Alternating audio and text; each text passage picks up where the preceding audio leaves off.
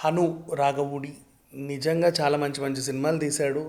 ఇతని సినిమాల్లో నాకు కృష్ణ గారి వీర ప్రేమ గాథ అంటే చాలా ఇష్టం. అండ్ అలాగే పడి పడి లేచే మనసు, నల్లయి అన్నీ బాగానే ఉంటాయి. అందాల రాక్షసి నుంచి తను కష్టపడి మంచి మంచి మూవీస్ తీస్తున్నాడు.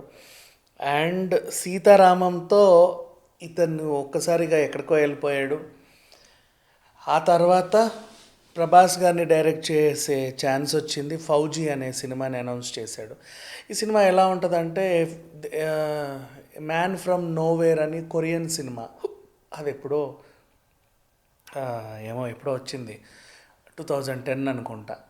తర్వాత రాకీ హ్యాండ్సమ్, జాన్ అబ్రహంది, అట్లా ఉంది.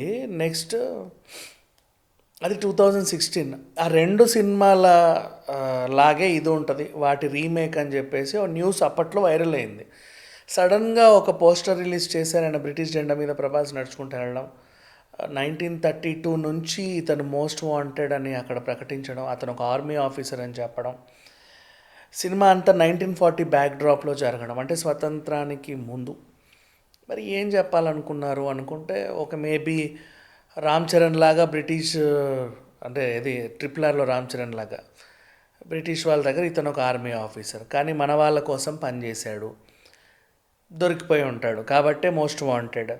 అప్పటి నుంచి మన వాళ్ళతో తిరుగుతా, ఆల్రెడీ అక్కడ పనిచేశాడు కాబట్టి వాళ్ళకు సంబంధించిన డేటా అంత మైండ్లో ఉంటుంది కాబట్టి వాళ్ళ ప్లాన్స్ అన్నిటినీ బెడిసి కొడతా, తప్పించుకుంటా, వీళ్ళకి హెల్ప్ చేస్తా తిరుగుతాడేమో. ఏ టైంకైనా దొరికినప్పుడు వాళ్ళతో ఎలా ఫైట్ చేశాడు, ఏం చేశాడు అనేది స్టోరీ అయి ఉండొచ్చేమో